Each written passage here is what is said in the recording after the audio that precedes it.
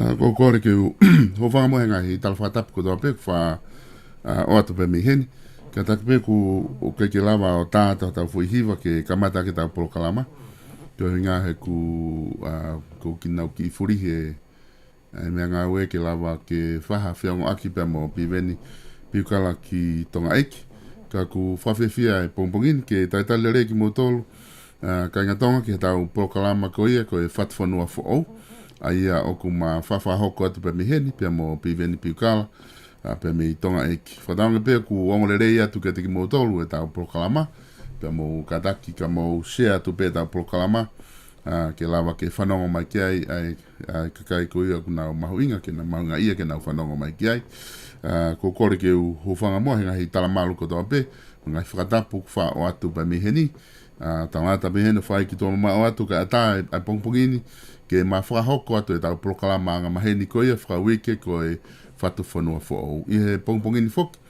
O ku ihe laine a Piveni Piukala mitonga ko whaamu ke taitailere a Piveni. Malo ke tuku taimi i he pongpongi kotoa pe, i he wike kotoa pe ke whakahoko ai Polokalama ko ini.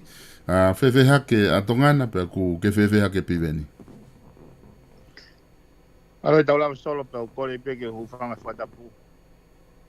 Da ke te au ke whahoka te taki boka whakawike. Koe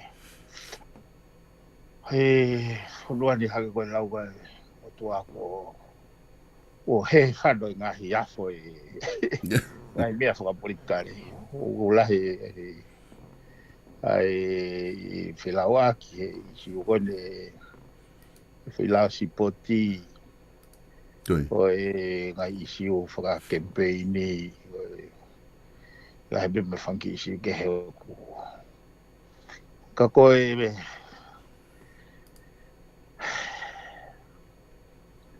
ya mon have le mai weekend solo la fangi hopo la fangi ngau be ngai me fopikare nene to la hitai mi mai ngai me pe ka ku pa malo be mai a ni la be ke fa ho ko ki programa so Koi. Mahina foki e Piveni ko ngai taimi penia ku pau ke lahi e ngahi whilawa ki holo mo ngahi tala noa wha politikare. Pe koe ngahi tala noa lahi ko ngahi mea aonga ia whia maa kaka ia ke nau mahino i au pito. Ko e te ria e whanonga koe nuku tau whai. Pe koe pe mo ngahi tala noa e ko whanki tala noa tawha au i ko he mea ko whanki tala noa tau moho pe ia. Ka koe lao koe sporti ai ni ko ku o tala noa ia koe ko ha tala noa tau moho e ko fo i siu mahu inga au pito ia. E Piveni o ku whia mau ke mahino au pito ke kakai mo nau mui. Ko inga he ko tuunga ni e au ki ai e sporti i tonga o tatao pe hawhainga sporti. Pe ka pau ko lao ko ni ko halao o e matu aki i whakalakalaka ai e sporti ki mua pe aku whaafu ofa ai whaulao ku whai. Pe ka pau ko halao e ni o ku tenihanga o whakapopulai. Pe e whakalahi atu e mawhai ki nau tolu ko ia. O kuna mawhai he pure anga ke nau te hanga mai nau tolu o sisina mo sporti. Pe ko tuik to tonu ke whahatokanga lahi ki ai. Ai kakai ko ni e kau whafufonga kakai nau lotonga i wharearea he ko nau whatongia ia kwhai. Ke wakai angahi mea ko toa pe e fōu i wharearea. Ke whapapau e kaunga le rei ki he kakai whonua. Na malama ka ki i wakai ki he lao sporti pe ki mo ke ta hoko a tau he ta Polokalama. Ia solo. Koe lao koe nei toki seni mai he kalapitapulu ke uki sio ki ai mo whafofoga e kalapitapulu ki ke consultation kon ko tong fai. Koe whai lao te ke tari solo. Koe. Ko whilau ko sinai whahu he ko ki wharearea. Pea ko pasi mai ke komit lao ke nau whai consultation ni. Koe. Kanau ki mua ni i Manepo ki laulau hiwa ki lao solo. Koe. Ne hanga teo ne pe mai ko ahon to ka pongpong o whemau ai ngai komiti poti ko ai mau na wai wai ngai komiti poti ke hoko ke consultation. But from the outset solo oku Kau en he lau kovi. Wak pio kovi no lau maari. Ua pio kovi hono tohi i. Kovi hono whau solo. Koe u isiu koe na ta lave koe ki ai ki mo he mata vai sistemi. Koe lau kere koe u kahi lau. Koe isiu koe na ta lave koe ki mo a. O kulave ai pewhi lau. Hono ave ai mawhai o fotu he minister. Te o kai kia me ai objective o ku subjective. Makatunga pe ia i whakakaukau ai minister. Ka koe umea whukia koe na ta whaatara no mahi. Hono whenga ke remove ai elemeniti o pai esi. Whiwhiri manako me whai tūtūni. Ke tohi i he whoi lao soro, he? Tā he mea nau whatonga i whoi lao. O kua mai lao e wai no re kure i sini. Kau mahino peka te au mahana ko whunga anga maheni pe ia. Soro. Koi mea i kui e au koe whakatamulu. Kau tāte mea koe ni. O elo mea koe whau e lao. O koe te kei ki whau lao au. Ka koe whakakaukau pen what makes sense, eh? Na ta no fo ki moa ku ke right ha manual o ha motoka o si complete foi sistemia ka o si fai mo no ngahi tesi mo no ngahi check nga scenario pa na hanga rewa right up no manual o lao go ni o ai ni ho matai tere mo watamu Koe foi lao solo ke ne whakotu e ministry for koe potungau e spoti. Potungau e sipoti. Mawahe au pitoia. Ospe tala noa rewa hai whiri ngahi poate ke ne whakalere. O keilo ka pau e osi ngau ke foi lao pau tā mai.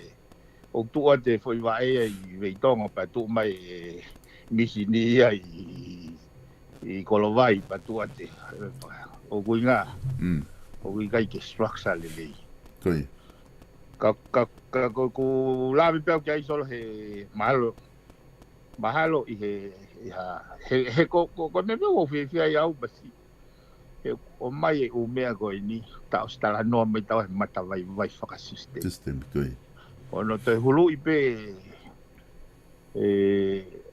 oi mata vai ngai lao pe ni pa ilonga rewa whakatamule whai mero ngā uesa.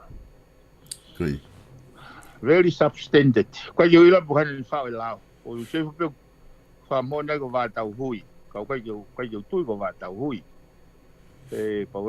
Kwa yo ila po haifo involved po ilonga au pitu. Te lau pe ki tau ila he foto me ware lau maari e whai lao. Ko whai lao ko ni ko whai huu.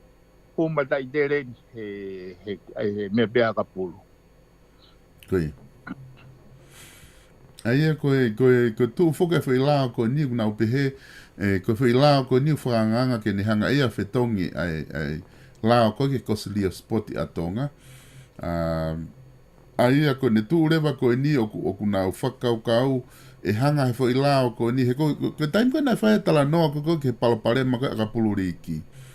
Na e lahi hono tala noa i pena i ke taim kona wha e ke koe paremia na ne whakaharewa i he paremia koe ni lolotonga ni o koe palo parema a lahi o kwhepaki motonga koe i kai ke ai hatau lao spoti tu upau ke mui ki ai e whanki i federation koe e whanki i commit spoti ka lawa ke maaria kange koe ni ku hoko he akapuluriki kua ua e ngo komiti ia ke na hanga toka ngā eri ki tō ngā ka koe tui koe a pare mia me nau ta whaaki o koe totonu ia ke pehe totonu ke taha pe komiti ke toka ngā ai haspoti Aia ka koe konga ni o kumari koe ka au ko whanaungo he whaeke o sekretari koe komiti liki a tonga. Ai koe na e to'o koko hona ure sisita he ai alapi. Aia na ne whakapaha e ia o ku asi i he lisi o kuhanga he lao ko ni o lisi e a ngahi kalapu koe pe ngahi komiti te nau pure e spoti kotoa. Ai koe asi koe he lisi ia i he section fitu ko commit spot e ua. Pe ku asia ko fika ua ko commit spot ko Tonga National Rugby League Incorporated. Aia ko committee ko tiena ala ela. O ko ki asi heni ai committee taha Tonga Rugby League. Aia ko committee ni o fotu mai i he lao ko ni. Aia ko wai whakau katari e lao ko ni. Kona foki le vai ka nau tolu ke nau. Me pene ongo ku lo fihi ma ume eke ai alapi ka ko hinga pea ko whakau ia. Hange ki o kuea ia ha me o ngari ke he asi ko e lao ko ni. Whewhe ho wakai ki ai. Io, ko hinga ia ko solo huma tai tele lao ko ni. Lao ko ni ko tau mua pene ke fui tau mua pekona ke fui isiu pekona ke whamatala mai sol. Koi. Ka une lisi mai ea ke ne kawe ni fui spote ua ke uhinga le leia. E solo, Koi. Ka pau te o ko peke ke tu peke da to wahe tau ai. Koi. He osi consultation ni pa mai mea. Ka ole ke ki whanonga. Ka te oat pe au ia fui whakaukau ni solo te la poko sio i lo. Koi. Ai mei masori ko e fui la. Koi. Ka at whakaukau ko. Ko komisi po te ua ulisi mai schedule 1. Koi. Koi. Ta ko schedule 2 ko facility ia pe ko ngahi malai vai ngai. Koi. Ko malai vai ngape ua. Does it make sense ka ko? Koi. O kai ke make sense fo he ku he kai ke lava nga spoti ko to fai pe ke o kai ke foka hoko ia he foi me malai pe ua ko ni. Ko ia. Ko exactly ai uhinga ko o ko pe ai o ku una mei kuku e foi lao me from the outset of the structure o si longa au pite lao mari ku hinga fa o me foi lao ke ha o foi lao force ai ngahi kalapu ke nau comply ke foi lao o yanga ko fa lere ngahi sport association ni hen o ku pure kau players kau memi pa ki hono fili e nau poate. Koi. O whakamaka tuunga, solo lahi mea ka, ana se ni mai ka awa ni afi sekretari tāpulu, pe te wātāke o alfa whonga, ka hono moni, o ula ka is a complete rubbish. O kai ko kuhinga ko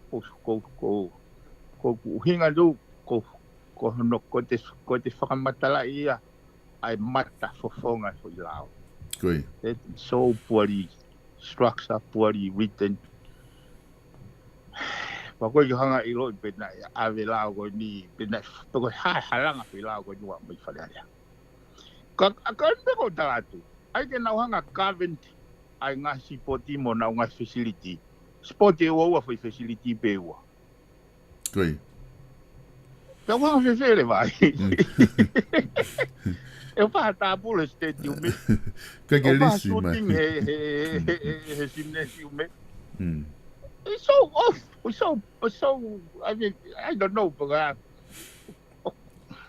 Koi, o fica tolo assim mais delícia homo Tonga Golf Association. Kako que assim mais homo malai tabulo a modoria e he schedule ua Kai ta parte que está mas tu te capaz na vai capaz os fai mal consultation ni que eu alo fa fe hu ai kau tamago na nau fa mai lao. Koi. Kau pau to ha ure va que ta percent ai me go si o go foi. O fa ta tau que ta no mata vai sistema. Koi. I so peko te anga whakaukau ia. Ko foi facility pe ua. Ka koe nau ai pa so pa asia e lava hai ministra o take away ho asset team ho facility. E so solo. Ka pa e tari whelao ni whare harea. Kai pa wai mea ia solo go ngo iau. Wai foi momento con tata no he pegado. Wai me go fi fa foka solo ki to fola. Koi. increasing interference pure ngahi ngahi poate. Na consent au pito ni afio ke whenga mai ai pure angai masi hei ilo. But we are going backward in this sense. Koe ngahi komiti poti, komita pulu, o waipe nau kau office bearer nau tōpia. Koe kono funding e komita pulu, subscription pe komita pulu. Pa ukai ke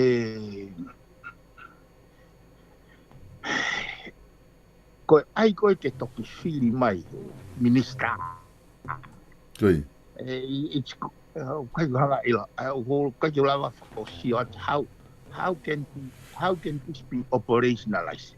Hanga fe hon ai ha fo nga o. Kau pe ke hanga ma fai o pure. Fahinga sport association tawataina. Koe. Oposi was backward pe. Kako pe eto elele yang kapai o se mau consulting. Koe. Malo esa ia e Piveni ke kito. Ko ngoi pe ko ata foi fakatata ke mahino ngofu. Koe. Ia malo esa e Piveni ke taki tolo e tau. Facility go ke whakalere koe a sol. Ko tui ulotonga consultation ia taiming. Koe. O tok whahu he humai whakalai i akosi. Oh, okay. Taku ufafofa pe koe nau kei taimi la. Ai taimi ke tau sio whakalere ke ai mo whahatala no. Ke mo wakai ke e kakai ke ngahi Polokalama. Pe hangu mo tolu koe nau ku involve ngahi spoti koe nau kulotonga whahoko i tonga. E lava ke fai consultation ko ni. Ia koe konga ia ko ni ku ohake ko ni ko he foi last spoti. Kata foki tawa ia ke tala noa ko ni ku whahoko i he systemi. Ko ngā na tala noa mai foki whamala ala mai konga lahi he ta Polokalama koe wiko o si. Moi fia mau koe kakai ke tau sio whaka professional ki he professionale ki he ngahi mea ku hoko ke lava ke tau tala noa mahino. Ki he ngahi ECU, ka koe kai koe tau tala noa whaka amatua pe tau lau noa i halo pe. Ka nata i he potunga a ko foki he ngahi ECU koe ia. Pe ta whanonga mai ai o ku ai mo ngahi mea mahu inga na ki tala mai o ku na ki tala noa ke ai. Whia mau ke tau sio loloto ki he tau whetu utaki communication i tongana. Koe ngaka ke hoko atu koe Piveni ai ha ECU ai ke ta tala noa ai. Io, Marosol. Io, mahina whakatiau e o fulahi ai ngahi isiu. Na tahanga o hake he wiko o si, kana uhinga pe o hake ubea koe ke nanga expand i whakaukau e sawa. Koi. Rama mahoinga koe ke oa te tau personalize fihia he tau moho ka tau tala noa. He koe kahau. O fonuani o koe ka whatongia ia o koe ka whatongia o koe ka whatongia pe ai ne awhio koe whatongia pe a wharearea koe whatongia wharufua ai fonua Koi. Tau mawinga reo ki tau hangawa Solo katak pe he nei ki lahe he moi ki na he weekend Koi. Pai be mo ki isiu e hopo kere koe na taro nau Koi. Na takamata mai ai. Kamata mai ai. O hilawe ke mea koe ia, ka mana ka whipokam ke hea. Koi. Ka taki whamapo mai pe tau ai ki whai sistemi ke ta whamapo mai ke hako patara. Koi. Toki la hilawe ai pe ai. Koi. Solo dai aha, ho whaga maari e te sio he. He ongo whai wakana na o atu ke. Iyo. Na o si mao e foi faiva ta o sio ai. Paku tika ke ma foi mari ke o sio he foi faiva ta. Kana ni i na te tohi mai o kore mai ke hanga o mea. O sen nge hingoa ko e foi faiva kona ki tala mai. Pena wo se hanga mako ku lau hifo ku messenger mako ko toko tahau mahal. Na nau pe toko tahataha na nau kore mai ke wanga oange ai whiwhaiwa. Nau tala mai ko ke ange ke nau ki toko tokoto he whiawhio. O ki isi o sio whaiwa he YouTube. Nē la he pe mai ka mena nau. Koi. Ka mahi ka ko te tauhanga appreciate kai think differently. Koi. Koe ka hanga au ya o whapok mai ke te tānoa he system honi ako, he na mahunga ka te au ke te tānoa he system ako. Mo tato ki rifea holo i pē i anga e whakatala noa. Koe tau mua fok, koe tau mua, koe kawinga ola ai ako o fotu ke nau provide ai mea la lahi wha. Ke whatata no ai ki ta whamatonga. Koe uraki tene provide equitable educations. Equitable. Equitable ko hako ku pot te tau. O ku kai koe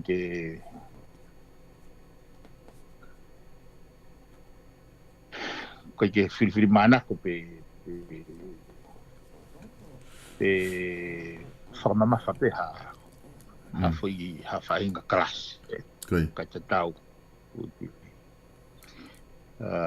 Koe ua, ke accessible, provide accessible. Tolu, ke relevant. Pea wha ke sustainable quality. Ki he tonga kotoa, for all tongans. Ke langa I whanua, ke nau mau ha society, knowledge society, ha society o ku mama, pamo ilo foki, Ego ko hinga whilawe ke ni solo he ko hinga e tau mui mai he patseti ngahi Polokalama Fatutu he ako ko mea ko na hanga whatoka ngai o ki well established e tongani ai accessible educations I he level of primary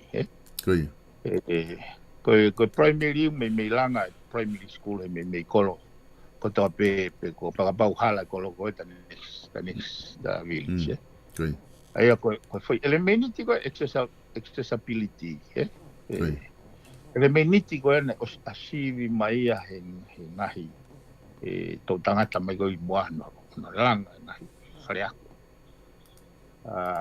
ko issue ko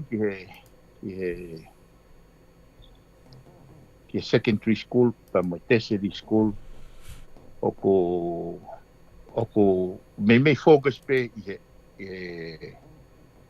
I urban area, me ngai ai ku paureva ke fai hao ngai motu ke ai ko foi issue go ya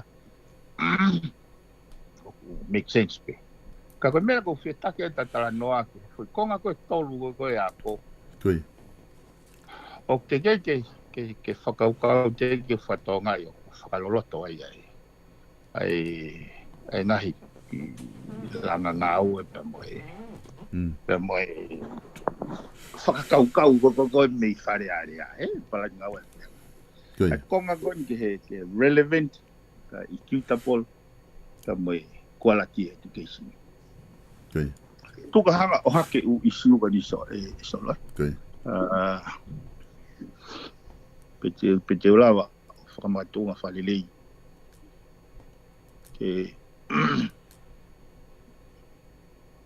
koe Ko Polokalama.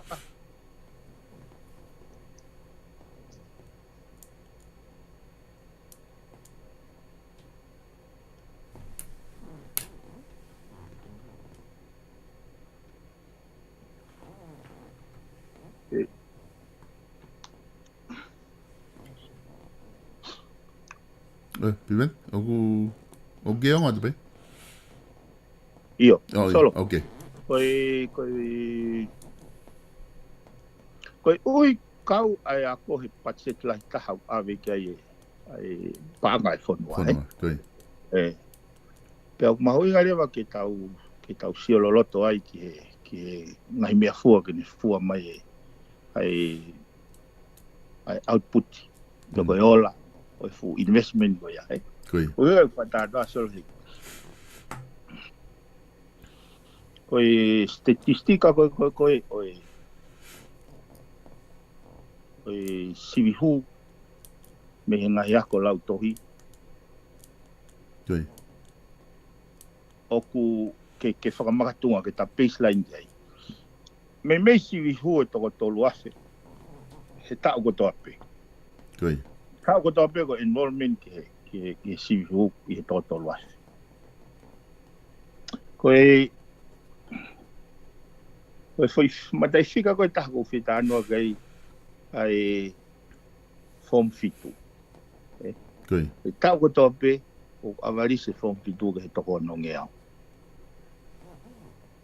Koi. Toko ni mangeau o nongeau fluctuated pea. Sai.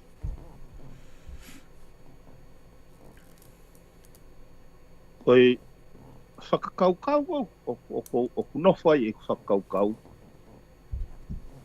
Pe malawa whe ke tau mao ha society. Learning, ha knowledgeable society. Knowledge society. Ha society o mako. Ka pau koe ratio e o tau kau sivihu. O kua o ke form fitu. Koi. Sivihu e tau luasu. O singa, o foi cohort ko ya.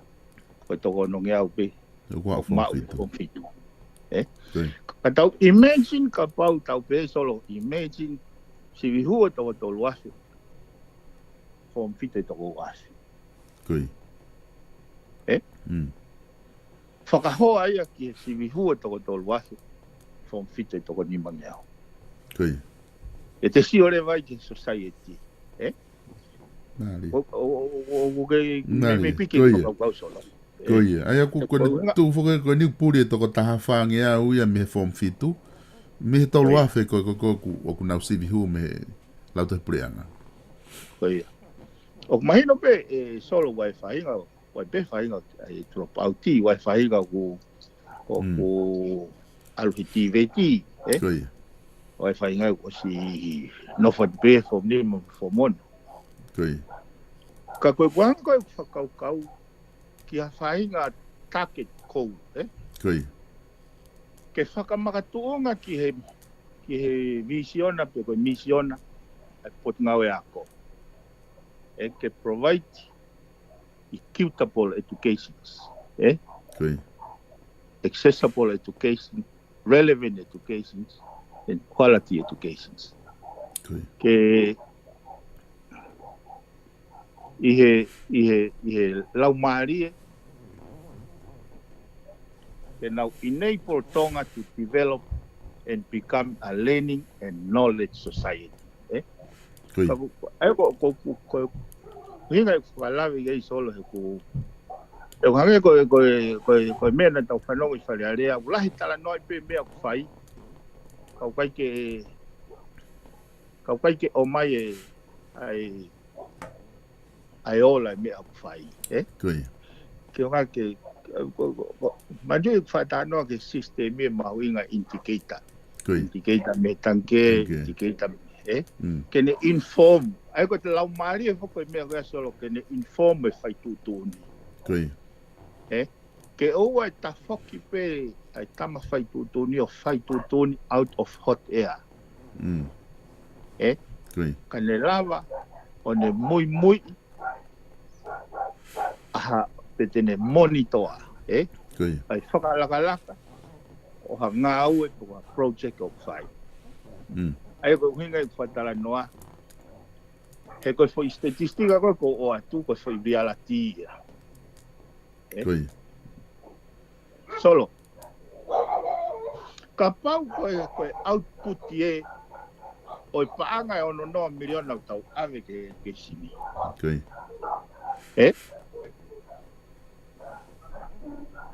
Mei koe pesete peia e wanoa. Koi. Fe ka pau nei mei pesete wanoa. O hua, ai tau society e tau whanau ako wa koe phone fitu. Koe foi issue e ko hinga koe whatala noa koe ki ai. Sai. Ka koe palapare mo ni solo nei talu e tau whai ka mai koia.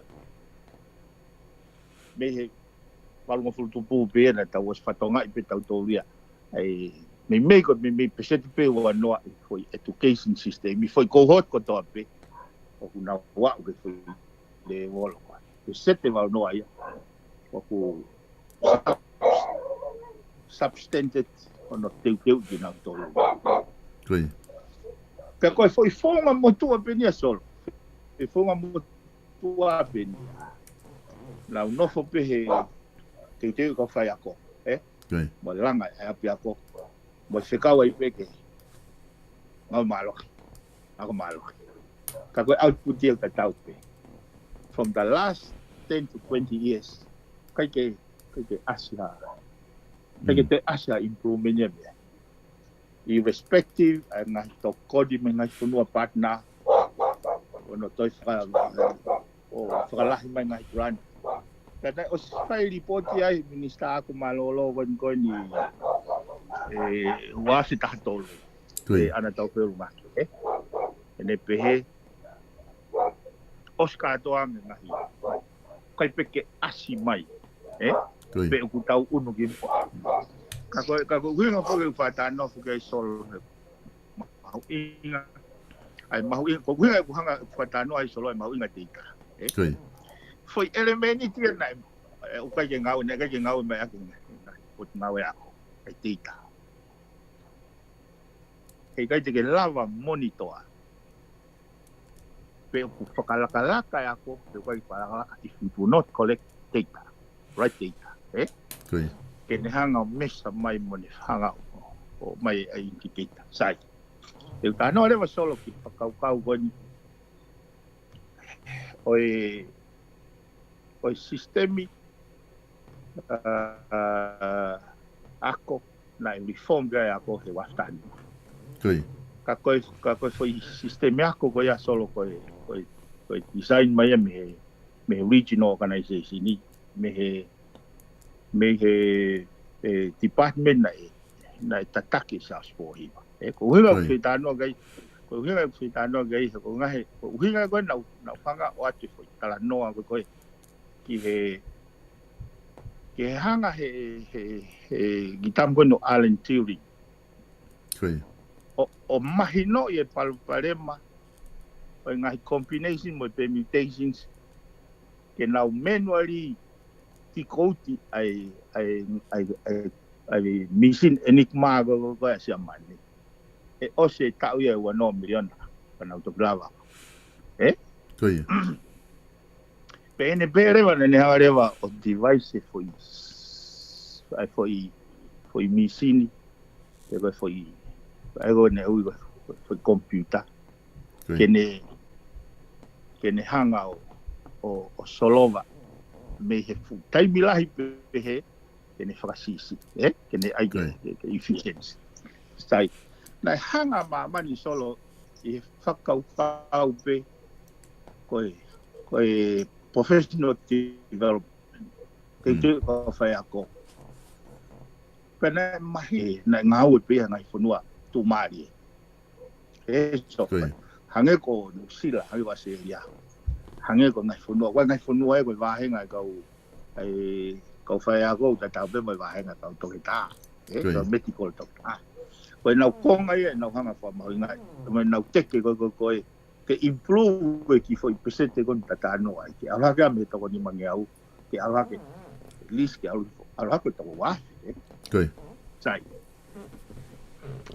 Vegi tatano maari e peke, ngai ke mawinga le li peke, ai whanoa e pau, whanoa osa. Koe.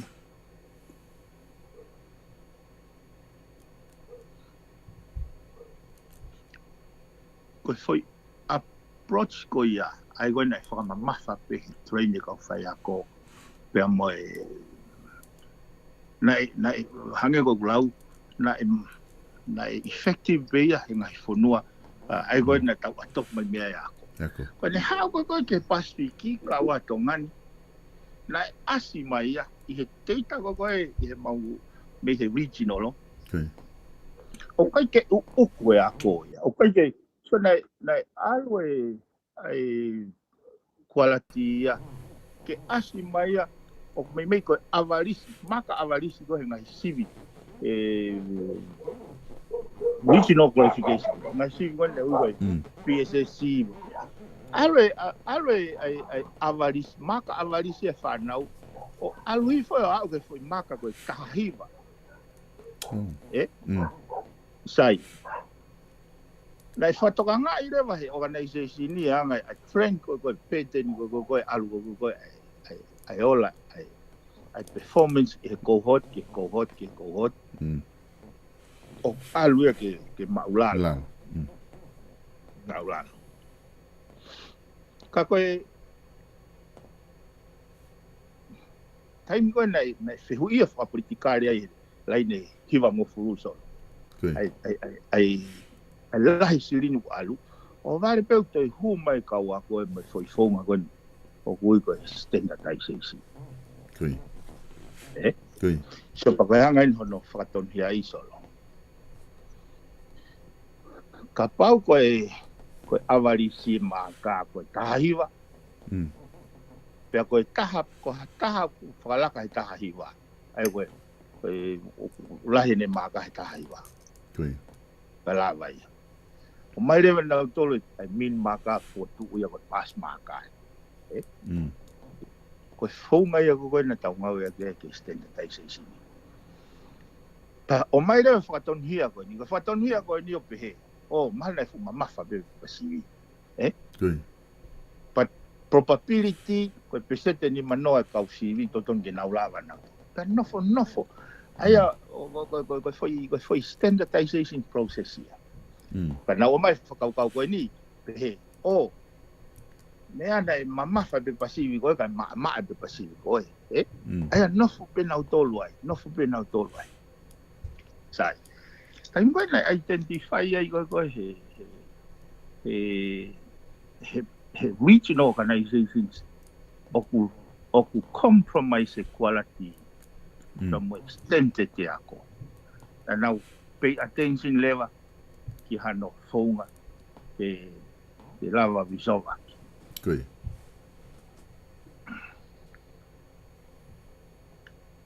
Hanga lewa ka department ko ni ko hete sa sport ni vai solo. Kui. Hanga lewa sa sport hiva o ai ki exercise ki ngai foi regional workshop. O ave ai ngahi fehu I he pe pasiv. O ange ki he kau mau whataha ko ya. Ke nau hanga nge o whakamaka mai foi fehu. Ngai foi fehu I tatau pe he pe pasivi. He foi pe pasivi ko ya. Ave ke kau whaiako ke te. Aina nau attend ngai foi workshop ko ya. Ke nau hanga nge allocate pe koe hae nau whakaukau. He foi maka. He foi fehu. Pea kai nei tānaki mai ai nau ngai pe pasivi. Mai nau allocate me nau whakaukau me nau expertise. Kehe ka adoai.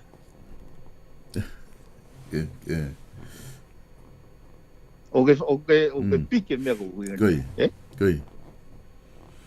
Kam kana tana ki mai ka to ka fa ko ke au pito pe o wifi ngam na aloke tatau ki he wifi ngam ke ko foi me na ni hanga fa nau tau te kia ke ia hastente whakamaman lahi. Ki hano whakamaka ha fo i learning outcome to ka fo i whiu i hape pasi. Ko fo i stenda tia koe whakate whito pe mo he tama whai ako po he tama whai si. Sai, e whiu i pe pasi wia koe ko hot koe he taun maka kehe ia. Fo i whiu i ta tau pe whiu ia o se tau ua mehen maka kehe. O ke whatonga e wai palparema. Palparema, koia. Koia. Sio. Koe raki e palparema na whatonga. Sai. Koe mea taha. Na e assume pe i he whakatutu o foi atakai e tukeisini. Koe whatongia o e whai ako. Ke ne hanga o veteke tō piki o ako. Koia. Me koe silapa ke taimko koe ai ui koe karikulami. Ke taimko koe tufa mai ai ke kau whai ako. Me ke topic pe content based pe ia. Ngai foi broad topic pe. Pe mai totong ke ose foi ui ke ua. Totong ke lava mahino i mea koe mo understand e bo lene i mea koe. Sai. Pea koe mea le vai ai whai ako, koe ne hanga o veteki momo iki, o ne hanga rewa ako. O atu rewa pea moe ngahi fo i tōpiki, ki he kau whai ako koe ni me paswiki e solo. Ilo atu ngahi fo i tōpiki, ke talanga nge ka nau tolu, ke nau hanga nge o list mai, ke nau hanga unpeki, hanga veteki mai tōpiki, ke he nau, me he nau expertise, me he nau tauke. Ke te koe hae mea ke nau hanga a kohi. Again, ilai taimi mai whoki mai ai u report wea. Ke he kātoa ia. Koi. Koi.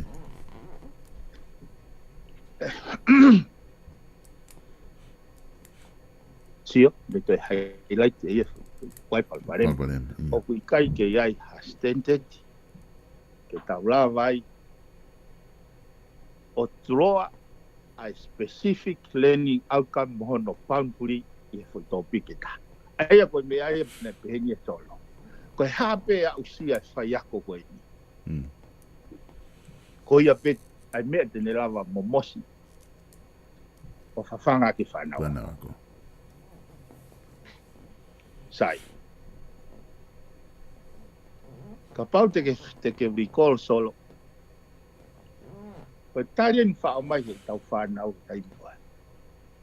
Aha siwi. Hai, te hui he mea ne teki mawako e manu. Monla. Ka foi moni. That's a established thing. Koi. He kohono uhinga, ka pau kehe ai anga mau e whai ako katoa. Whakatatau ke ne expertise. Pe hao e whai siwi au kehe mo anga e hanga ia o anpeki mai e learning outcome. Pe ni siwi ia ke ia mau e ne anga e ne mau si aani. Kau kai koe mea nei a koe whai ako. Sai. Te tauhanga rewa tato solo pehe o ki tō ere ka. O incapable ke hiki ke level hoko. But the reality is, nega i ako ia. So, it's unfair ke tau CV, pe te tau mesa, ha performance ata, ha mea nega i ako. Again, ta si oi ki ngai, mata vai ko ta whātano ai ke system i sol. Ta whatata ki ha job description, ka pau ke ngau e haka. Job description.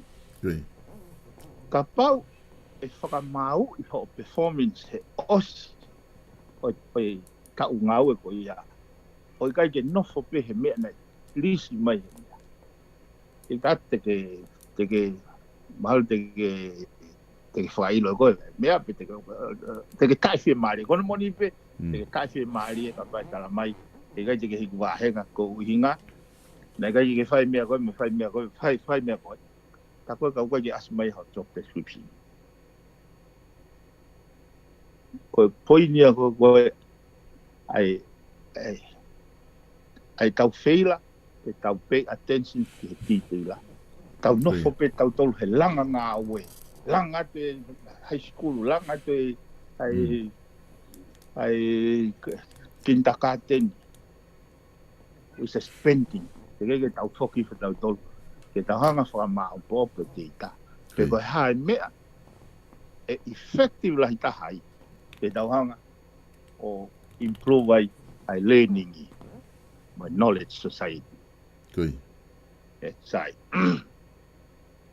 Mea re waina e whai e whai reform when percent bus years. Nga ke tā noa pēi. Ka tau lawa si o loto ki mau inga. Ke tau whakaukau ake. Hanga rewa si a ose whakotuu. Ke ngahi kau minista ako. Moi kau. Ko pot ngau e ako e Pasifiki. Ai mahu inga e nau hanga rak haya kau subject expert. Ai tau pehe mala e o e accounting. Nau hanga to o mai kau kei he accounting. Ke nau hanga o ve teki e curriculum sila pa o e accounting level o ke. Ki he anga e nau tau kei mo e nau mai no imo. Ke specific learning outcomes o ke mau ke anga. Pe whakotu e umea koea i he silapa o toki tofa ki he kauwhai ako mga he api ako. Ke whaka magatuunga ai e nau hanga ako e whanau. Mo cheki pe o nau len, ai umea o whie mau ke nau len, ka nau te glava hiki te extended hoko. At the level of education. Tahai. Ua, ai mahu inga ke structure. Mahu inga ke structure. Pe iai ha whahinga blueprint. Te ka whahinga baseline. Ke lava consistent hono whakamaka ai whai learning outcome kotoa. Eso. Koi. Na ula fuga ne nai kehe. E foi fehu i ta tau pe.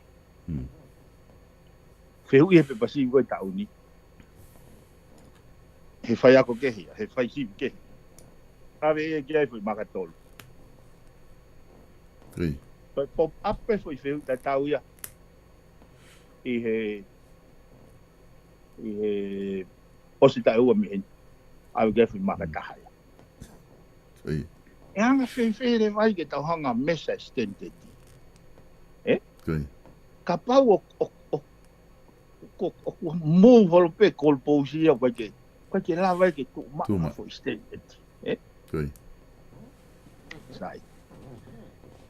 Whai lewa pe moe. I he foi process ko hono anpeki. Na o mai lewa foi pe mea ngui he tuke sini ko taxonomy. Koi. O ngui ko solo taxonomy. Mana e ui ka koe solo. Ko solo taxonomy koe whanau ia structure, observable, learning outcomes. Koi. Mai rau foi taxonomy o singau e peia he education. Ke tokoni ki hono anpeki koe o silapa.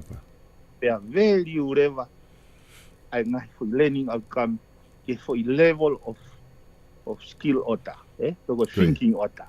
Koe whakakau whake ako e solo te whito he ngahi he whakakau pehe koe ako ko travel me he known element ki he unknown. eh? Travel me he simple, ki he complex. Travel me concrete, ki he abstract. Eh? Ai ko kamata me mea maa mea te sio ki ai, mea te lava ala ki ai, mea eh? Concrete, simple, pea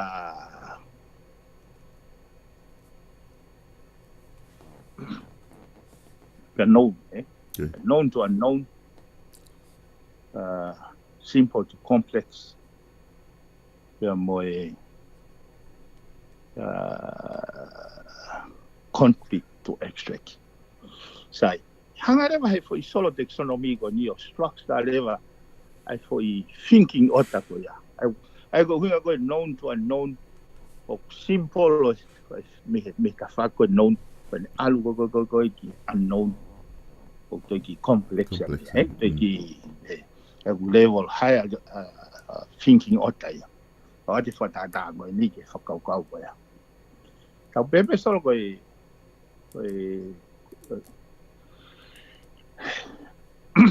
io. Solo, hanga o puni mai ka pau te cham ha mea. Ko ngā pe ke mahino. He ko tu ka pau pe ko ni mahino pe ka koe. Ko ke mahino ki toina kau whanongo. Ko kuinga ni ki he ko kuinga whatanoa kai ni mahu inga. Ka ko ngā ki me technical ka te whinga i he simplest form ke ne. Ke whanongo pe me any level of mahino pe ki ai. Te o mai pe whatata. Koe solo taxonomy ne hanga wahe. Ai thinking ota ke fui level of fa. Ka na pe me level of fa. Te ko ni algo ki o lunga toi o ki higher thinking ota ia. Kawa te whakau koe ni. Ka pau koe ki topiki koe plan, eh? Padau pehe, tō mai ha, padau pehe, tō mai ha, pehe mai ha, whainga. Iyo, tō mai pehe ha, whainga whuakau pe, sai.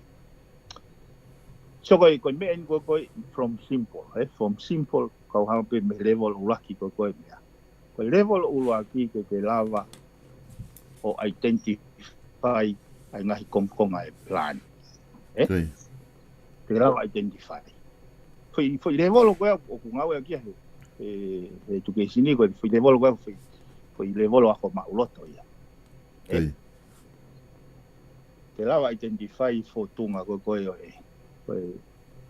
Oi lau, fotunga e aka, fotunga sino, koe fua.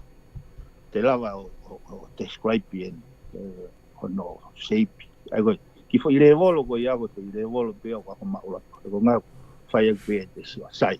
Koe ki fo i revolo hoko, koe te lava o whakamatalai.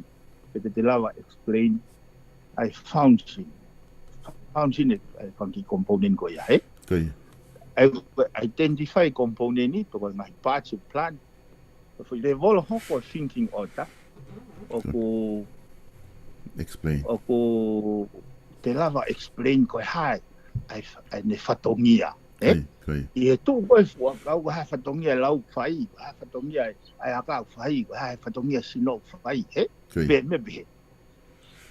ko level hoko o te lava analyze ai ko te aria ko ke higher thinking ota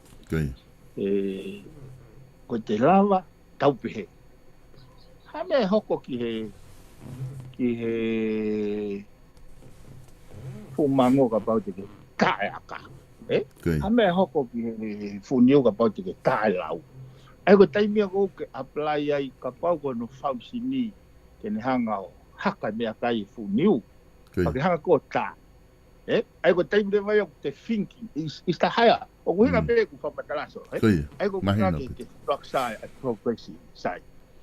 O mai le vai foi structure ko ya o ngau aki ko no veteki ake curriculum. Ka ngata hono o mai specific. Ai ko ngahi learning outcome ke identify konkonga akau.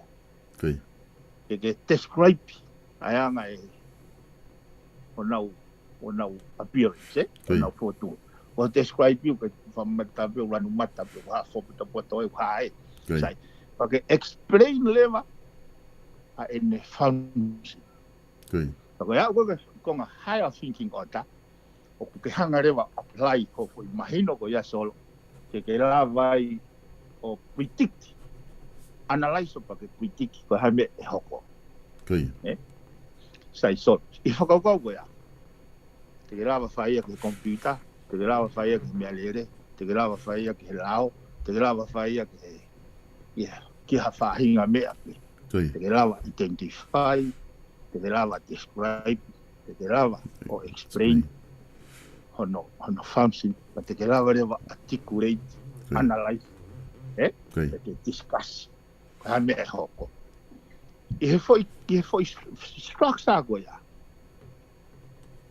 Pe koe haere so ni solo. Pe koe fisiki. Pe koe inglisi. Pe koe accounting. Pe koe economica. O consistent foi skill set ia koe a. Koe content e kehe.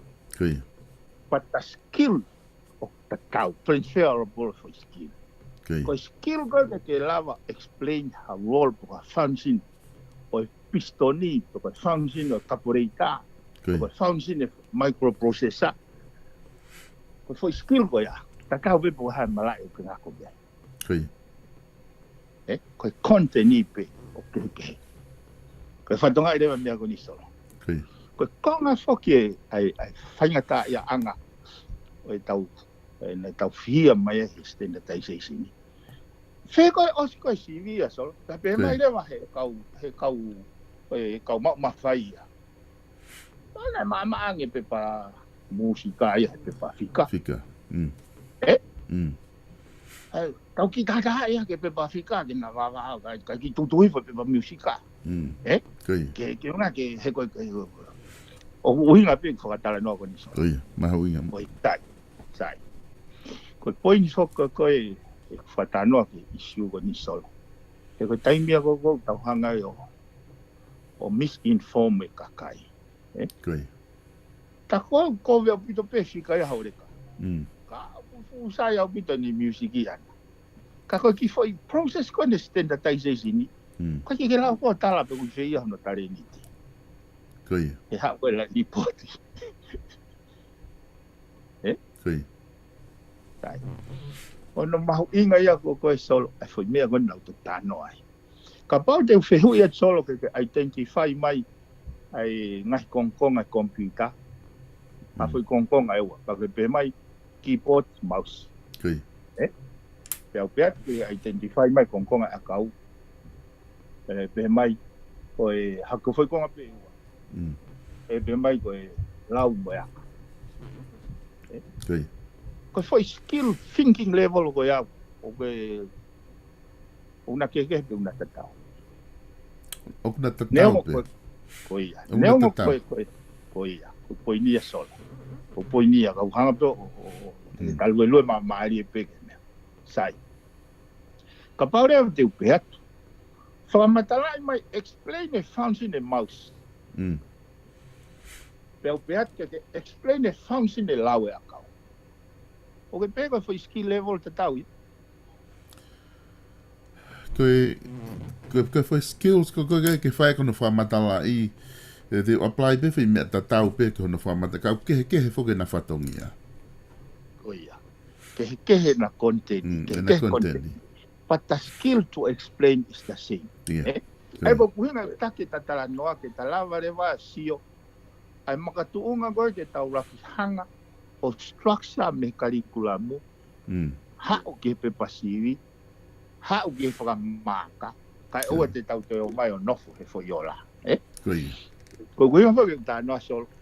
ko fihi na ha mo education kau experti mo kau ko na fanga kai o se sivi pete na ulava ko foi te au go pe pafika o kakau mo foi te au go pe tonga Koi. Koi. Sai. Foi ri alignment na fai se aske ke ako ke provide for structure. Pe o mai foi blueprint. Fa mai ka wa te whakau. Ai ko foi level e fa na ta no atoi structure curriculum mai anga ai progressive thinking on. Anga tutupu. Anga ai degree of difficulty in thinking on. Okay. Ka pau te o atu ha foi fehui tau bebe ko pepa eki. Okay. Ko pepa agriculture, ai we ai plant. Ka mo civil computer, civil computer. Pe o atu foi fehui hongo fulu he level waki. Okay. Hongo fulu he level wa. Hongo fulu he level tolu. Hongo fulu he level fa. Okay. O tatau pe ai level of thinking ota. I he pepa eki me pepa computer. We fatonga e whakaukau. Okay. O wate foi feui so about the artificial lesson computer pau pe identify mai a foi konkonga ewa o computer. Porque pe mai keyboard mo screen, Okay. Pe identify mai konkonga ewa ai fu kau pepa ekia. Porque pe mai ko lau be mo fua. Okay. Ko poi to hinga ko taki ko kapau te tonu loa he. Porque tonu loa he. Te talava pe o I foi whakaukau ko ia o structure I he curriculum mo te pasivi. O tala ko te pasivi ko eki o na tatau pe ai ko foi ua ko eki tatau pe mo foi ua e computer. Ikai ko ia so. Koi. Maria pito. O Maria pito e Piveni e fi whakaukau. He koe palparema ko ni sistemi ko ni ke tala noa ki ai. Koe tala whaka no tala noa ko e mea ko e liriu ko sistemi. Na kai ke fu mahino ka au e whamatala ko sistemi hono liriu. Whakaukau no fope foke whakaukau o kia. He mea ko na whae a kiu ko raw mark pe moe. Raw mark pe moe. Mo haa kono ui koe mea taha hono standardize Kako fui whakamatala ko ni ku ke whai ko ni ki minute peni mahalo e tolu noa ku ke whakamatala whakai kik pe pa mo taha foki. Ku ki lahi foke ta tala noa he sistemi. E pe ku alo foke taimi mo to e mahino angi ke te au ai ngahi he ku keke toi ha whahenga enkolo mo whahenga mea e ta apply ke sistemi. Pako ki fui minute ko ni tolu noa maha pe ku anima ku ke whakamatala mai he sistemi ako. Oku mahino lele yang ke te au he tainimi mahalo I ha tau ngai taimi lahi koe na whakahoko ai whi mea koe ni na kai peke ke lawa ke mahino ko mea ni ko roto ki toko ki langolanga atua I whi konga koe ni pake toki hoko atu ho tala noa koe ni he sistemi koe whi le volo e wha ko na ke hanga o mai koe ke solo va ke foi palopalema con ko he curriculum ke hanga he kakai o whatokanga I ka uta whanau mātu a mo whanau ako ko ngai foi mea mahu inga ni ko pick up ko me ai ko identify ko describe ko explain mo critique ko analyze me ko ya kapau o kulawa fai e revolo ko ya ko ki hanga o na mohanga o furi he systemi ke ngau ke curriculum ai au ngau aki pe level ai foi ngai foi fa me ko ya o kula pe tam si ya ko ngau aki e high school te na alpe moya ke university undergraduate o ke apply pe foi skills ko ya he me ala hi una fa university o kwa pe ke postgrad o ke apply pe me ko ya ke fi ma pe tam si ya ko ke te si o tu o te Aia ko tui ko fo iliu matu aki maalunga apito eni ku lava ke fai. He te nau whanonga pena tol moia aloa awai ko hea e maalunga taha te nau lava fai. Ihe a ko tui ko fo iliu whaafofa apito eni. Yes, sir. Everything in life. Everything. He eke mai o kuia eke mai mo tua tau ta filosofa kau. He wanga fe whakaukau. How do I think? Kone observation ni, if I make a comment on any subject, kone observation ni, regardless of make sense pe observation ni. Pagone fie ilo, pe wanga fe how my mind is wired or think. O ho vare pe kene apply solo. Koia. He ko kusio ko he te what whakauka ni solo. He te ke te lau beki fo i lau wana. Koia. Fo i lau wana sipoti. Identify component ni. Pag hanga fo atu ia. Ko hai u component ni. Hai u sino. Koia. Fe la la ve fo i lau. Hanga o describe e nau fotunga. Explain e nau function ni. Ke si ore vai pe nau fe ko tak. Pero tak. Koia. He koe mea te la vai o sio. Te mea ka papa ne function ni. O fe paki o mani tu koe. Ko te mea te la vai analyze. Ka te utaka koe, it will help you and it will help anyone te nau whanong he mea. Koia. Mona he koe uhinga fo ke solo e whakaukau. Ka pauna ke hanga o whatoka ngai. Ai mea koe nau lau atu ke visiona e ako. Toko no whakalea ke provide the equitable, accessible, relevant and sustainable quality education for all Tongans. Ai koe foi tau mua hola koe no one left behind. Ke ua li e kina hataha. O stohi i peia he u. Ka koe taimou tau hanga whakahoko, operationalize. Koe ke tau whakaukau i tau tōria u tau maola.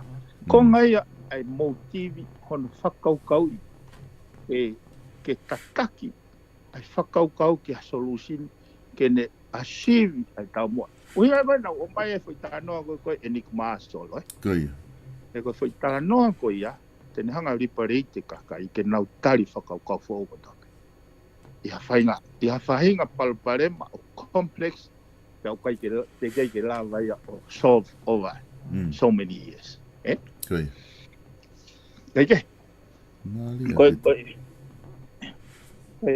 Koe i hene pehe rewa i whakaukau koe po se hanga o atu. I hene pehe rewa e malama rewa i he authority. Ai ko nau peko TVT, ai ko NCQA. Qualification authority ke nau hanga maintain her standard. Pe ukai ke move takai e goalpost.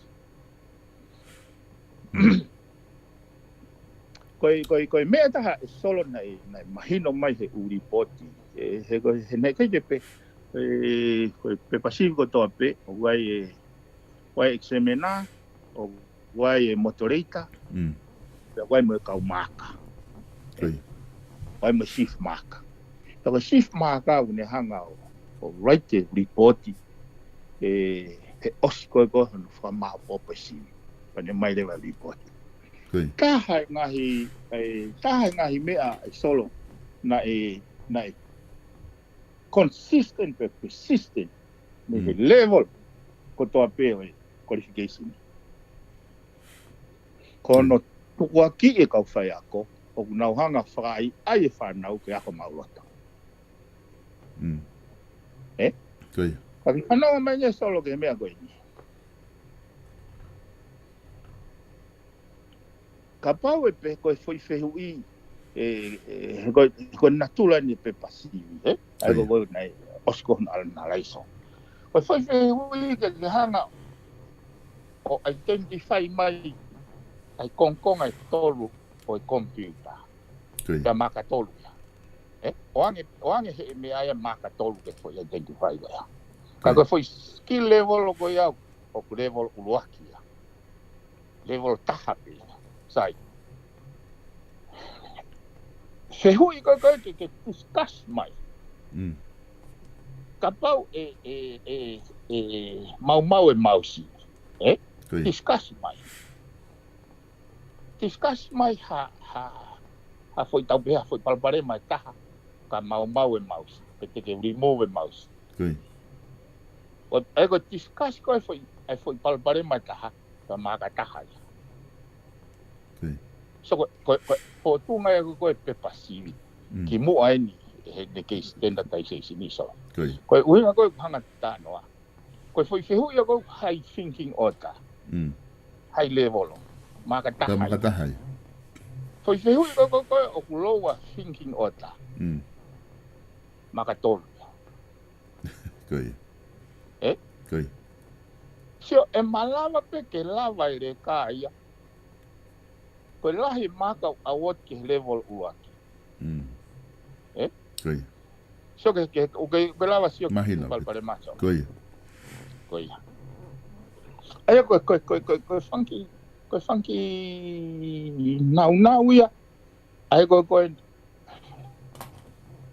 na mga tuunga ay solution ko hina tano solo ko tamagon ko Alan Turing na pehe na mate suicide kana ito paton he kui ni he wa tatolu mo faka mahu inga ene ngawe na ifai he tahiwa tolhiwa e wafta tol. So ke fa sol. Toko ta fa miliona na sei he foi ngau ma wa na fa he mas. Ai na mo ui, Ta o wona ni fa no ai tau la no wa. Restore ai civilize. Ke hoko ya ko me takia mamani.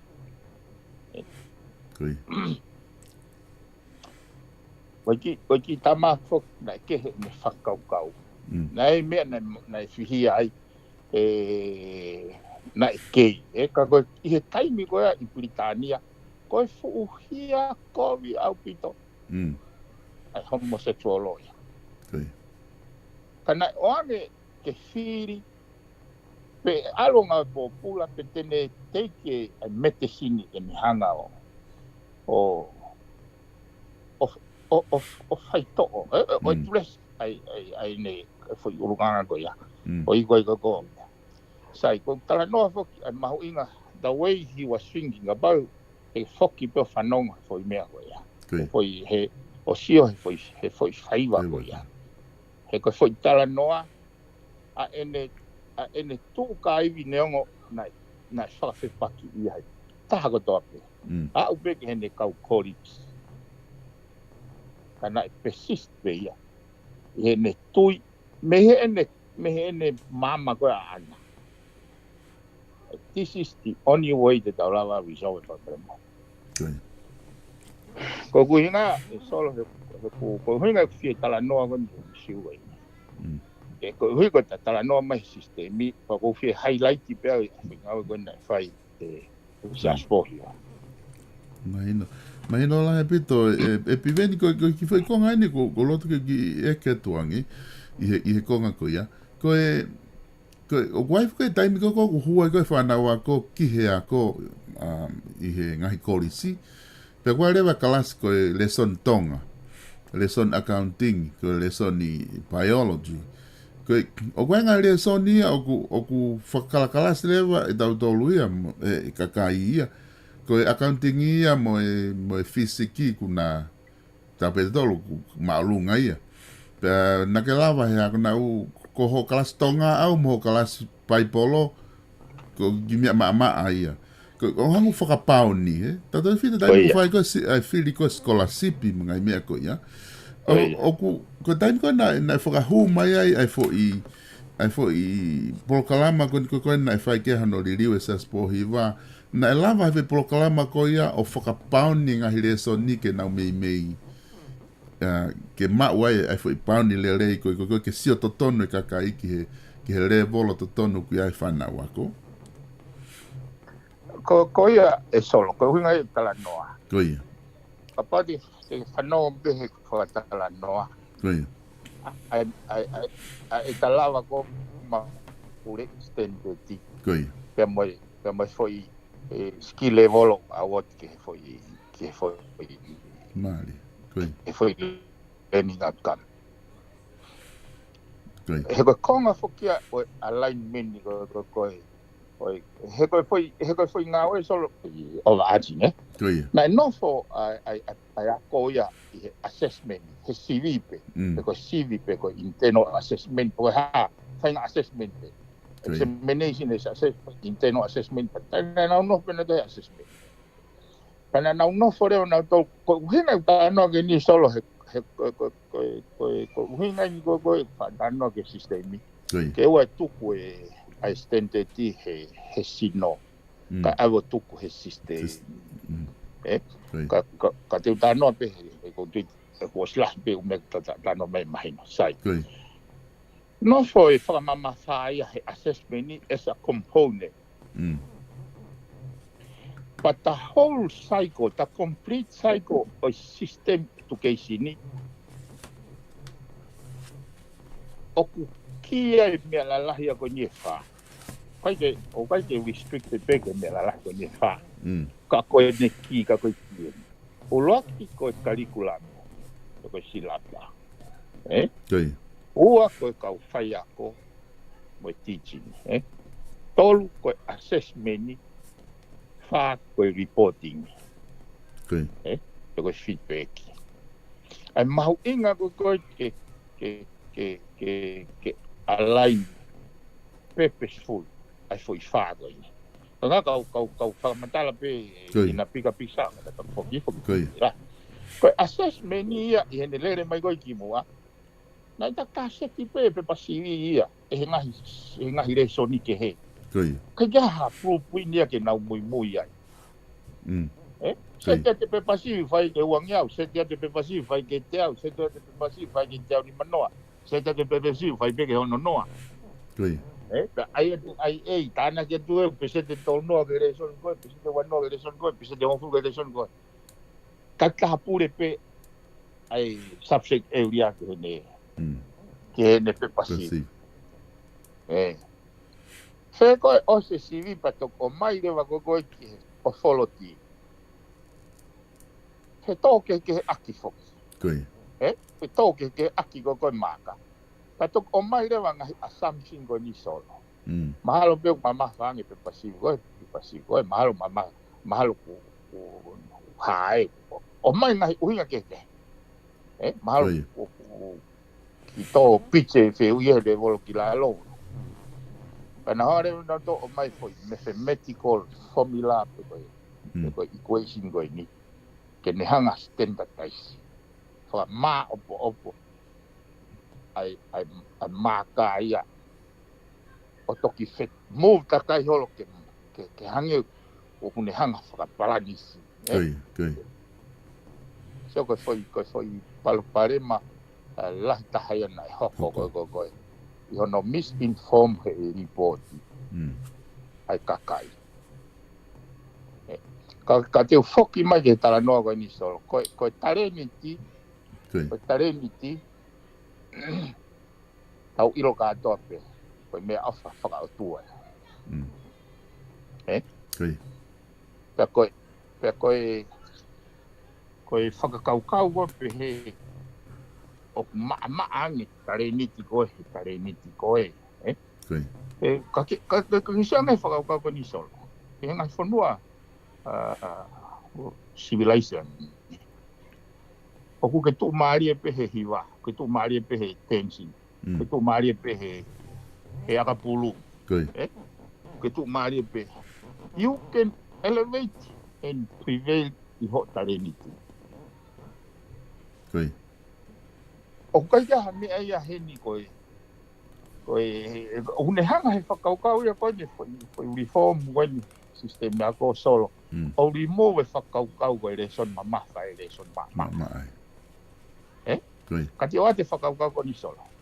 O kaya ka pa ke mai ha source code computer ka te au. Ia whahinga language pe. Te ulawa alau.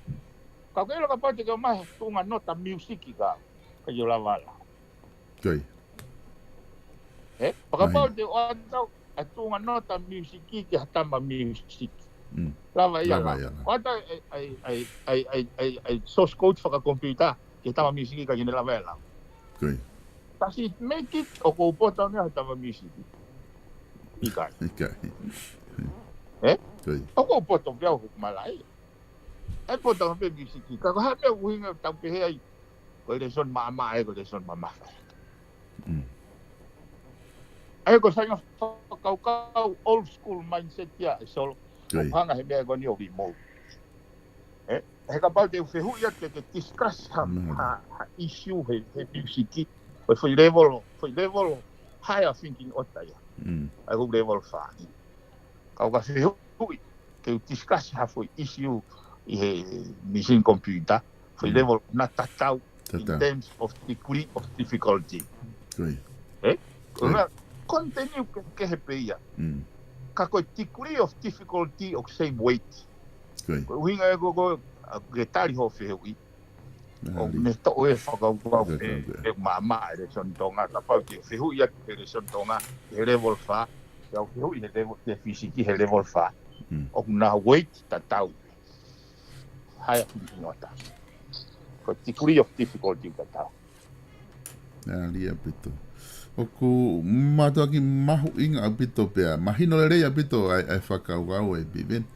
Pe kutu oku fia apito e ka inga koe nukuna whanongo ki Polokalama. Tato di fito ki ta au mai koe ki he talanoa he sistemi oku toi mahino le rei apito e ta talanoa. Ka koe vipe ko ta taimi ku aloni ke o se ta taimi ka ku o se ta taimi ka koe ka te utu ka pe au ia ke ka pau ke whama opo mai pakawai ha me toe ngai ke ka ko sa ia pe ta talanoa maari he ngahi isi ulalahi mahu inga koe ni ke nga ke utu ta fu va ta waia ke finga pe ke o se fe Polokalama ta te tala pe ta te hoko te he Polokalama hoko ko loa pe ke mahino e follow e kakai he talanoa he ngai whama talahi he ku wai ngai me fra teknikare o ku mahu inga le rei peke mahu inga maari. Koi eso. Oku fifia pia ia. Neongo ko hai ki UCC pe talawi ki ai. Koi. Ka kiau solo ka pau te fatonga ko konga ia e whakamamafa. Ko whakamamafa pe me ta Polokalama. Koi. Oku whenga te talanoa me su e whanongo. Koi. Ke brake o kapote fatonga ai kakai lahi e solo na whakau na to ko na whamatala i ko fihi ko asi mai ko na matau wai tau fai si via ko experience go he ba wa mai ako Koi. pe vasi ko ni ke lava tala.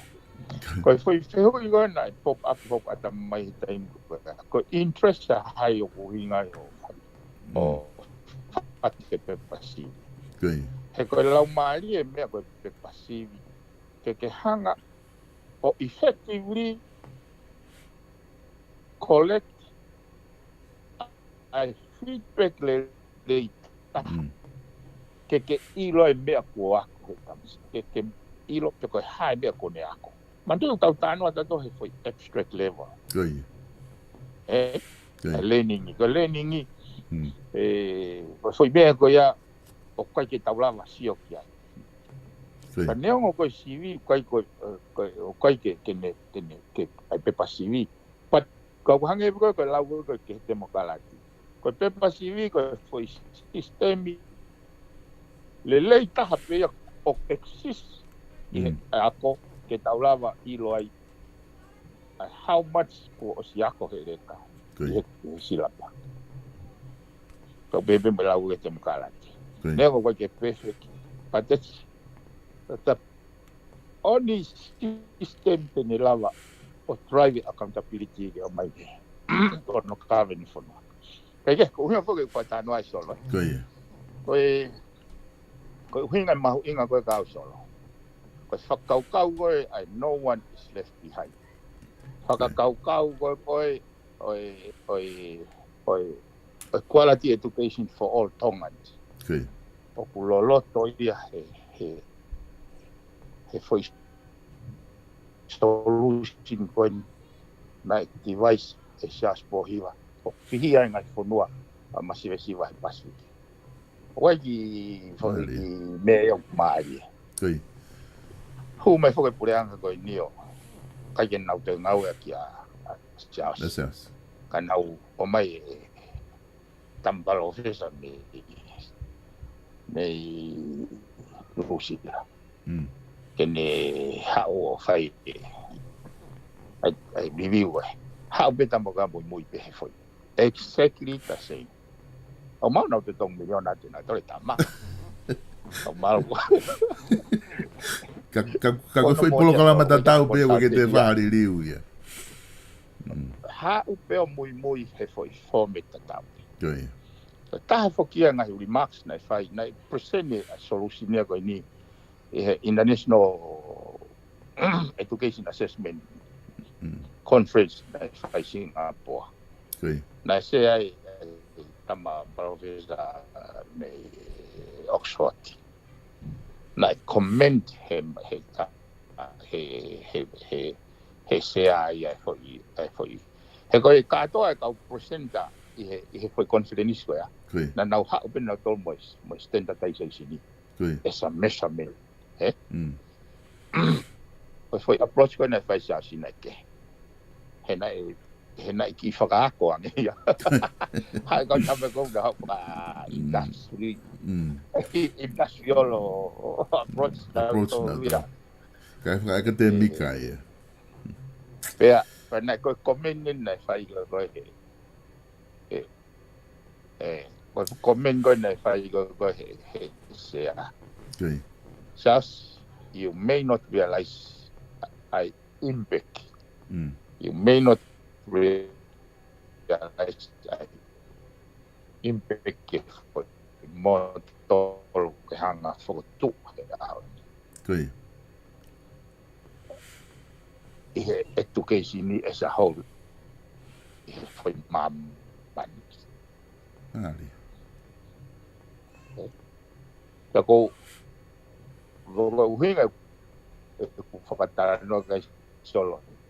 Ko hinga ko fata ano le tam no alan tipi Tui. He tau hanga foko ko we te ta e toki appreciate he ka ia nga o ko nia na leita ia so e florisia e foi motolo ya ensure ko taha foke fakau kau ia so Tui.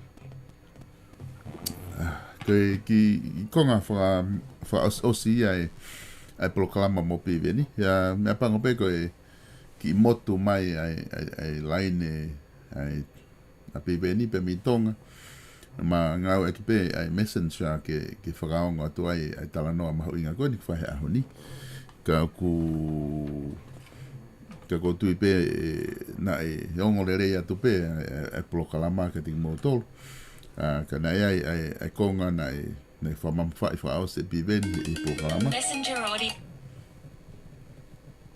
Piveni, o kuonga tu pe?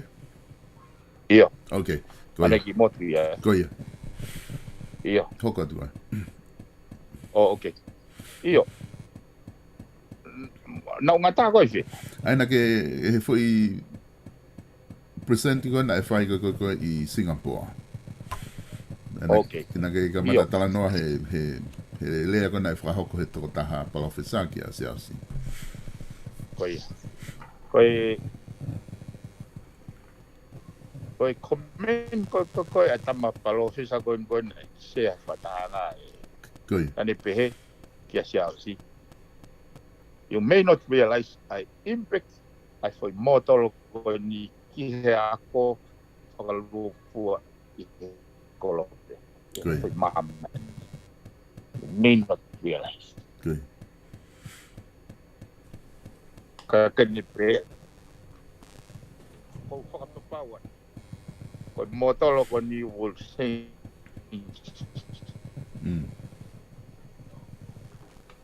Tawai educations across the whole world. Koe. Heko whangataya koe ni stolo nei. Whangataya ka adope a mamani. Kana kai ke koe ngā koe la. Ata mahino ia I pasiti koe ngā koe nau masi. Kana ke kria ia I ngai whanua whakatemo kālati mo ngai whanua malava hake. Koe ngā he na lava pe hona wivi lahi. Koe ngā koe ia I nau resources. O whakawahe ngā mo pou.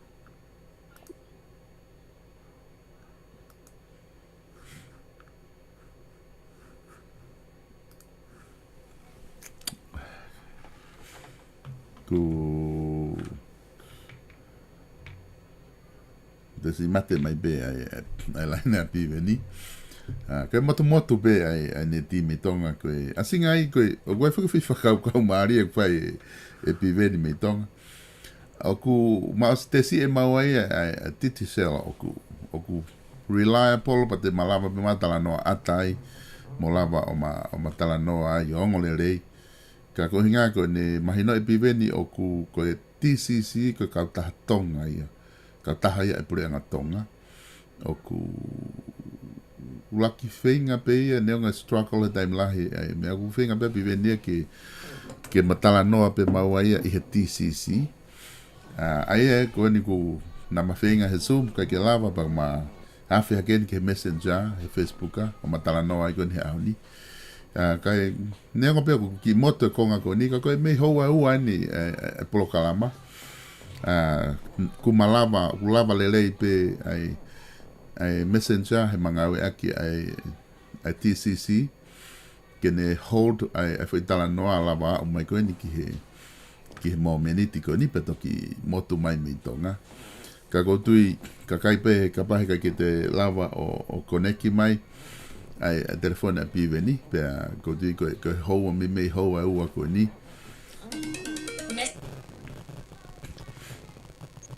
Solo. Koe aku ongo mai pe ka koe ilo pe mahalo ki tau lalo ai neti. Ka ko mahalo e sai ke ki whaos mai pe koe ia kai ka tatoki hoko atu wika hau ke ngā ku ki lailai mo. Iyo. Sai pe te hoko pe tau e whi isiu koe. Whi isiu koe ni wika hau. Koe ia. Mo wha maa popu mai pe. Hange ko sai apito ngai feedback mai. Koe ia. Mo mea pe ku ankiria. Te ukai ke ui ngai al pe ko overlook te ulawa pe o ma po pe ta foi sistema ko ni que ta kala no ai koia wa ke mama koia wa ma pito koia ma o fa fia pena ka pa o ke lava muy mai ko mata ko fa mana wasi fa al kai ko nga ko ni technical koia ka ma hinga foki ka kala no sistema koia ke lava ke no ke kai Mona. Ai langa ngau e fai ki he lerei whakalukufua. Koia. Wai ha personal interest poko ha whakaukau malicious. Koia. Hange koe whai ngā tautola tau moho whai. Ka koe whatolo o whati o kau whanongo. Malo. Tau to poka te wikahau. Malo pito e Piveni o whatu ka tikoe. Pea malo pito e Polokalama whafofa e ahoni. Tato ki sio he wikahau. Malo. Malo. Koe lava eha mo Polokalama koe ia. Koe Fatufonua fo ou. ai a ku whahoko atu pe mo Piveni Piukala i he wike kotoa pe. Hangai koia na ku whahoko atu ko ilo pe ku whamalo lahi atu ke tiki mōtolu kai ke lawa o lawa atu mo hingoa mo toko lahi. O ku mo whamalo mai pe a mo pōpō mai ki he Polokalama ko ia. O ikai ko uhinga ko Fatufonua pe ko uhinga ko sino o Piveni. Ka ku mo pōpō mai ko uhinga ko ngahi isiu ku lawa o whakamatala i whakalerei i he Polokalama ki he whahasio ki ai me he perspective ko koe o kusio mea ia Piveni pe ko ta whaako ia. E ko tui e kwai peka ka ia tēnā ulawa na tolo tala noa me he ta whaake ta haka mo manatu i foki pe me heni o ko manako maupe ki o atu ai ngai Polokalama me hanga he whainga ta whaaki pe. Ta whaaki koe me ta whaaki koe at least it make sense e Polokalama ka mo tolo pe ko koe rewa guai moho viu a koe mahu inga me apina. Teke toki hangai ko ai moho viu o hulu iet me ta whaaku ki whakau kau ki ai. Pa ke fua tau rewa ko toki nau tolu ko whee mea ko koe o ku ke tui iho o whaitutu uni o ku koe mea koe make sense ange pe uhinga le lei a tala noa.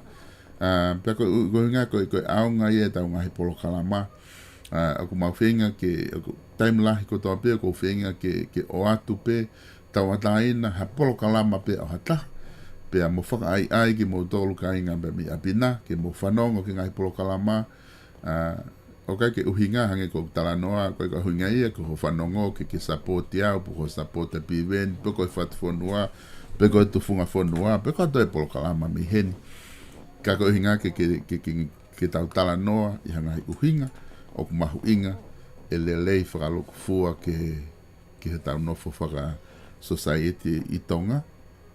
Pea moha whenga whetu pia ku tau ai morini. Ka nea ngoia, ko ilo pia ku fumau lolo ai ma Polokalama he ahoni. Te mate hoko atu pea mo Piveni, i he wike kahau, i he isiu koe ne ako.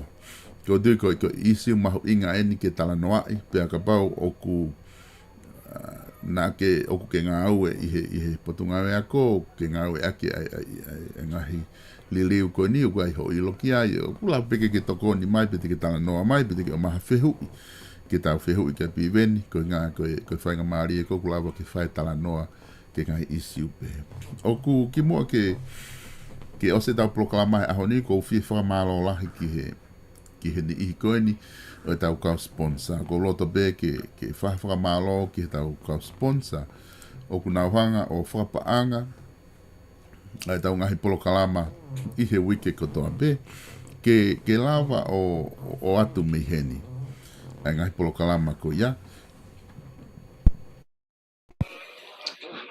ki mua ke ulawa atu ai sponsor ai kau sponsor ko ia ko lotu ke uto e whenga pe ke uto hangange o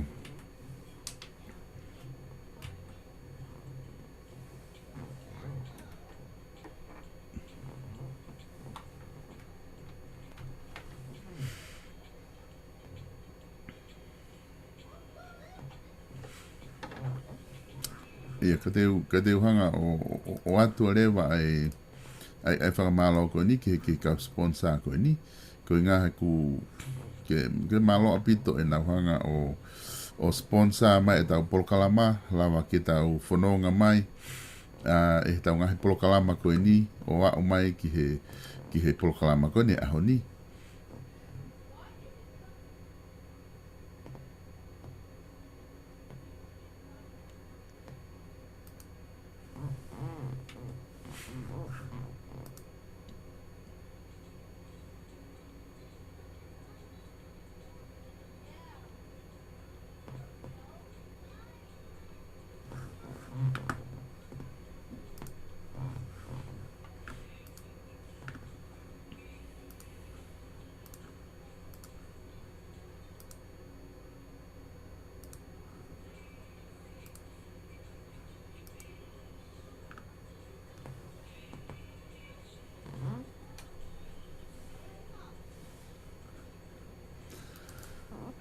ko e whamalo foki ki he kautaha koe nea South Pacific Loans, ko i ngā ko e tokoni ko toa pē ko mō whai ki he tau Polokalama, ki moto ko toa pē ko mō whia mao no hapaanga I Nusilani te ke lava fitu taki ki a seta lek tupo. I South Pacific Loans, ko e noa valungeau, valu, hiva valu.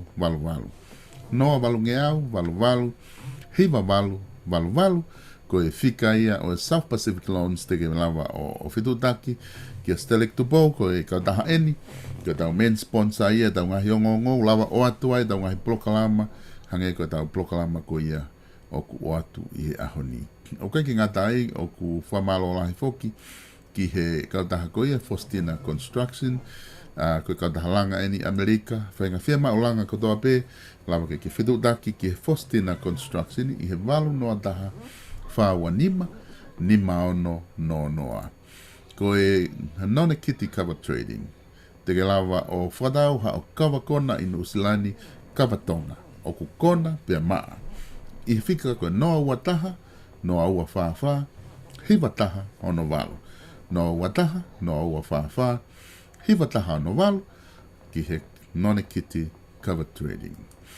Ko e tawa taina freight, te ke lava o whetutaki ki ai, i hau whema uta, ke ave ki tonga, pe ko e whema o hao, o au ke container ice, te ke lava o ave ia, i he kautaha koe ni ko e tawa taina freight. Pe ko whainga uta pe, ko e kautaha ene na nau wha ave tai totongi, homo uta, ngai kato la, ko talo e nau whahoko ia, he me tau ko osi, na nau mea ofa ke community tonga. Ave tai totongi ho kato la o au ki tonga. Ko ki wilo pe ke lele e nau promotion ko ia, ka ko hofia ma uta, pe ko fia ma ke maha o mea kai me tonga. Te ke lawa ngawe aki, ai kautaha tawa taina freight a same as tawa taina, no ua taha, ua no taha, fitu nima, tolu fitu. Ko e kautaha eni, ko e offerscover.com. Ko e offerscover.com, o ia ko e kautaha cover eni i Amerika. Ko ke fia ma uha o kawatonga, ke o atu ke te koe. Ko e offerscover.com, te ke lava huke na website i, o ke lava o ota mea i ho kawa, pe una tiriwa te kawa koe ni ki ha whahinga whaitupe. Ko e kawa pe moeni pe me rei mātua, kawa koe ni o kukona, taulahi, maa, ifo hono i nupe ke kona wawe.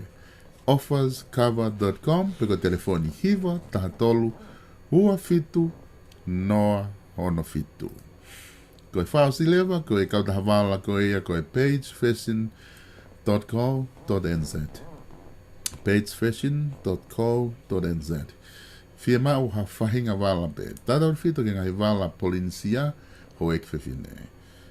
O wana ke to e. Kau ke nofu i Nusilani ko e koloa kotoa ku tuake atu i he kautaha wala ko e ni o ku osi i Nusilani kotoa pe ia. Au kai ke pre-ota ia, au ku osi Nusilani kotoa pe ia. A ia te ke lava o whakatau atu pe ia. I he taim peo ke fia mau ai. Te ke lava o whakatau online i he nau website. Pe te ke lava peo au tono ki whihe nau showroom o whakatau me iai. Telefoni ena ko no wataha, no tolu ua, ono tolu ua. I he tap pagefashion.co.nz. Ko ingata kotoa pe ia tau ngahi whanongonongo pe mo tau Polokalama ki ahoni. Mo mea ka tau toki whelongo aki i he whainga maari e kahoko.